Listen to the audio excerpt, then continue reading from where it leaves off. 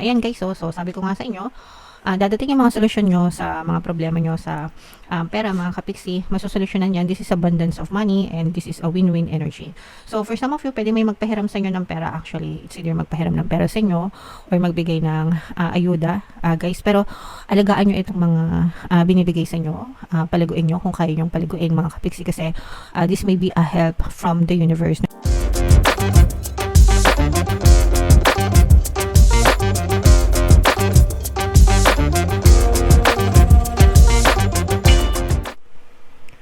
Hello guys, hello Virgo, welcome back to Pinoy Pixie Tarot. Ang pamagatang episode natin for tonight is full moon kapalaran para ngayong December to January para sa Virgo, Sun, Moon, Rising sign and Venus.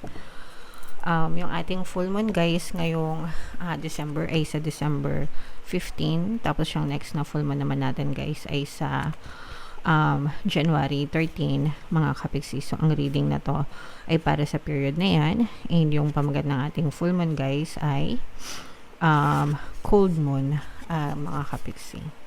So ito na yung huling full moon guys, no, ngayong 2024. Ito yung ating moon message para sa inyo, mga kapiksi. Nothing is yet set in stone. So, ibig sabihin nito guys, nothing is permanent. Lahat pwede pang magbago sa buhay nyo. Depende kung ano yung pattern nyo. Yung buhay nyo guys, it always starts within you. Sa inyo palagi yan. So, hindi siya permanent kasi pabago-bago ka ng isip, pabago-bago ka ng gusto, pabago-bago ka ng vibration, pabago-bago ka ng intentions, di ba? Pabago-bago ka ng energy, in short. Okay? So, that's why everything is changeable and malleable.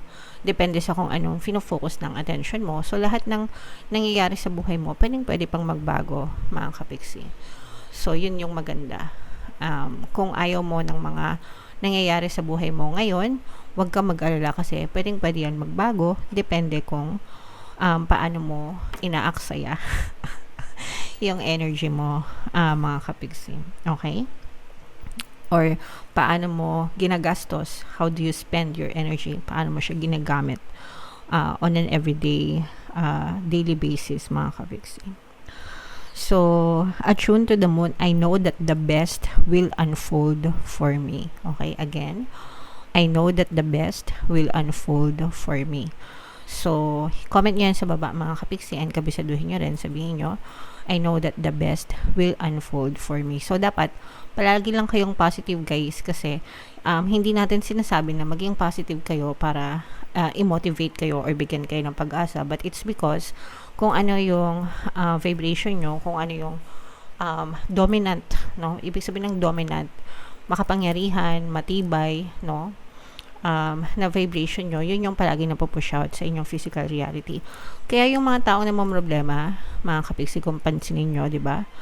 Pag yung tao problemado, and kapag palagi siyang namumroblema, araw-araw na lang gumigising siya hanggang sa matulog siya, wala siyang ginawa, walang maisip kundi puro problema, asahan mo na araw-araw, ganun din yung nararamdaman niya. Okay? Whereas, yung mga walang problema, easy go lucky, happy lang, di ba? Bihira silang maka-experience or makaranas ng problema. That's because yung focus ng attention nila nasa easy lang, nasa chill lang, di ba? I mean, there are people na kahit na may mga problema, may mga challenges, hindi nila masyadong dinidibdib, di ba? Kumbaga parang easy lang, okay? Lilipas din ito. So, yung buhay nila, gumagaan din.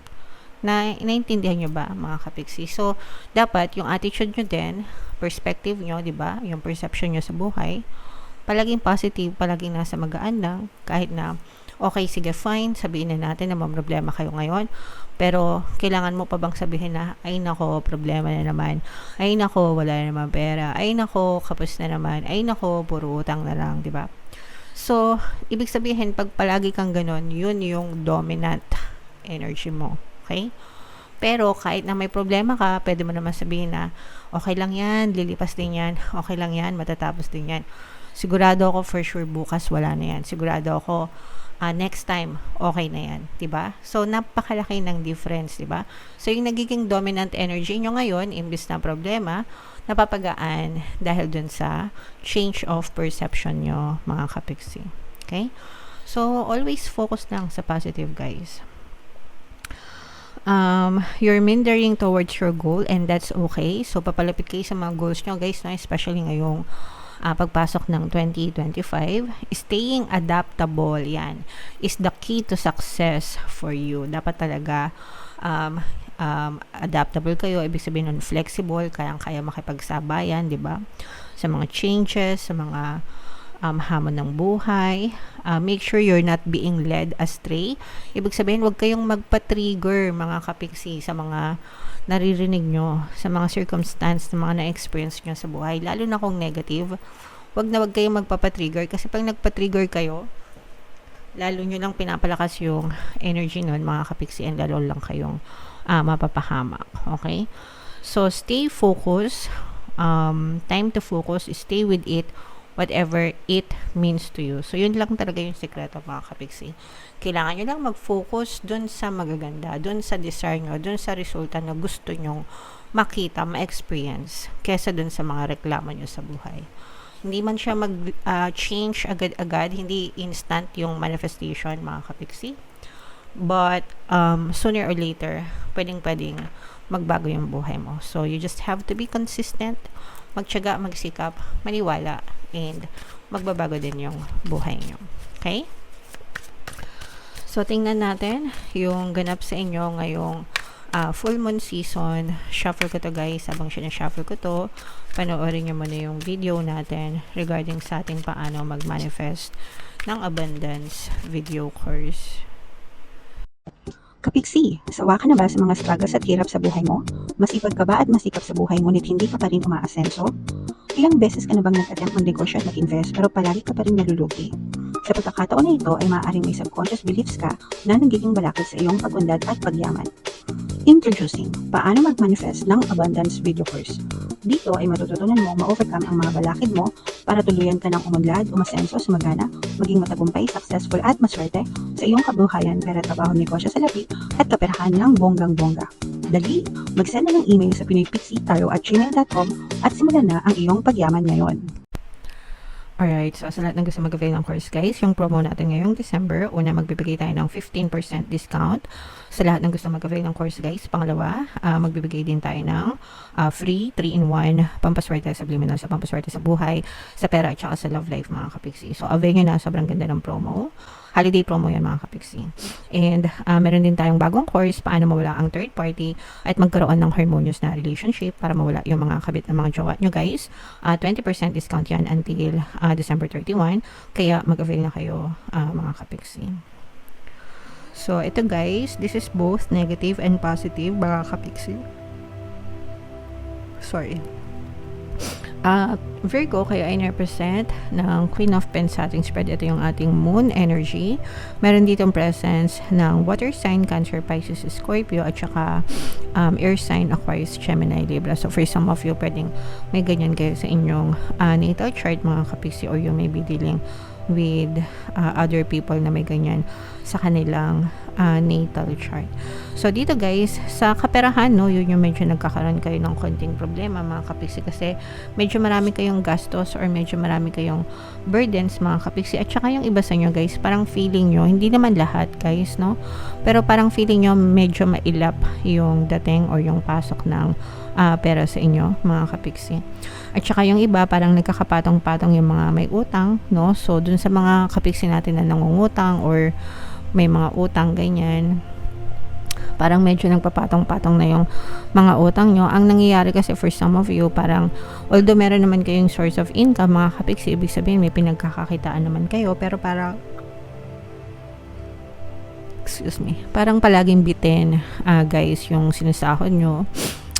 And ang nangyayari is, ang ginagawa nyo, nangungutang kayo, tapos yung binabayad nyo, yung sinusweldo nyo, binabayad nyo sa utang. Okay? Tapos pag sweldo nyo, bayad sa utang, kapos na naman, so pag kinapos, utang ulit. So parang, medyo nagpapatong-patong na yung utang nyo, and yung iba parang nagagalit na, mga kapiksi sa inyo, yung mga taong nautangan nyo or nahiraman nyo ng pera, mga kapiksi. So, pakiusapan nyo na lang mabuti guys, lalo na kung wala pa kayong pambayad.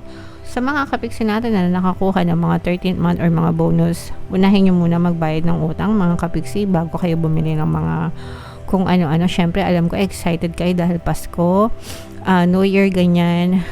Syempre, masarap mamili, masarap mag-shopping. Pero unahin muna natin yung mga obligations natin, lalo na doon sa mga nahiraman natin or nautangan natin ng pera. Imagine how they would feel, no? Na hindi nila makuha yung pera nila, 'di ba? Kasi in the first place, lumapit kayo sa kanila, binigyan nila kayo. So, it's only ethical na ibalik nyo yung mga hiniram nyo sa kanila, mga kapiksi. Okay? And on the good side naman, this is, for some of you guys, parang, may mga opportunities naman na maaaring dumating sa inyo, mga kapiksi. Itong mga opportunities na to, pwedeng ito yung magbigay sa'yo ng peace of mind sooner or later.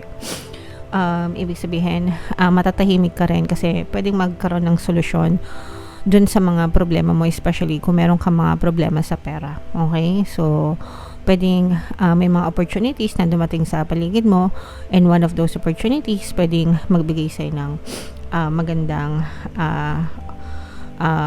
tawag dito, resulta para mabayaran mo yung mga utang mo sa kaperahan, mga kapiksi. Sa relationship naman guys, nakikita natin na nagsisimula kayo ng panibagong chapter, no, sa relationship nyo. Ito guys, pwedeng nagiging masaya kayo with a new person, parang bagong love life, mga kapiksi. Or parang if meron naman kayong mga specific person na right now, parang nabibigyan ng chance na marikindle yung relasyon nyo, o kaya parang magsimula ng bagong chapter. So let's say for example, baka partner, jowa-jowa lang, I mean boyfriend-girlfriend lang, ganyan. Tapos yung iba sa inyo, pwedeng parang magkakaroon kayo ng chance na mag-level up. So it's either magsama kayo as a couple, living in together, o kaya naman mag-asawa, ganyan. Pero nararamdaman natin na parang nagsisimula ng panibagong chapter. O kaya naman from friend zone, let's say for example, friends lang kayo, tapos ngayon parang medyo deeper than friends na yung inyong mga conversation or yung tinatakbo ng relationship nyo. But definitely guys, this is a very very nice energy, especially pagdating sa relationship. Parang mas nagiging harmonious and mas nagiging deep yung romantic life nyo. Ayan guys, so sabi ko nga sa inyo, dadating yung mga solusyon nyo sa mga problema nyo sa pera, mga kapiksi. Masusolusyonan yan. This is abundance of money and this is a win-win energy. So for some of you, pwede may magpahiram sa inyo ng pera. Actually, it's either magpahiram ng pera sa inyo or magbigay ng ayuda, guys. Pero alagaan nyo itong mga binibigay sa inyo. Paliguin nyo kung kaya nyong paliguin, mga kapiksi, kasi this may be a help from the universe. No? Ibig sabihin, maaaring tulong ito ni universe sa inyo, mga kapiksi. You may be manifesting for this, and right now ito na binibigay na sa inyo ni universe. So make sure na alagaan nyo and palaguin nyo, mga kapiksi, para makaalis na kayo dun sa cycle na umuutang, if ever man na nangungutang kayo, guys. Pero ang maganda kasi dito guys is masusolusyonan talaga, no? So parang mananalo ka.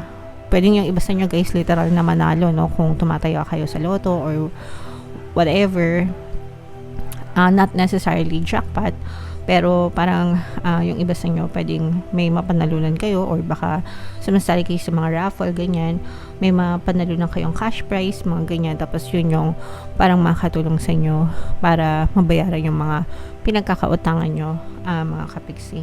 Meron tayong subliminal guys, yung para manalo sa raffle or contest. Medyo marami na ako na-post na success stories niyan.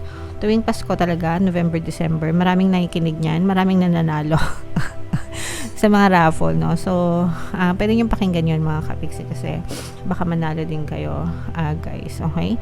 So, eto, i-mind nyo na yan, guys, sa comment section. Punta lang kayo dun sa community tab, guys. Makikita nyo dun yung mga post ko. So, ito guys, i-mind nyo na to. Mind, kaperahan, abundance of money, jackpot, swerte, winning, ganyan, panalo. So, yan, i-mind nyo na sa comment section. At saka itong mga harmonious relationship, rekindle, yan. Rekindle, ibig sabihin parang mag-spark ulit yung relationship nyo, mga kapiksi. Okay? So, So, comment down below, Virgo, if feeling nyo nakaresonate kayo dyan. Ito yung ating mga 2025 kapalaran, guys. Panoorin nyo na. And ito naman yung ating success stories ng paano mag-manifest ng abundance video course. Click here to subscribe, guys. Ito yung ating mga pampaswerte subliminals. Thank you for liking, sharing, and subscribing. See you again next time. I love you all, mga kapiksi. Have a nice day. Bye-bye.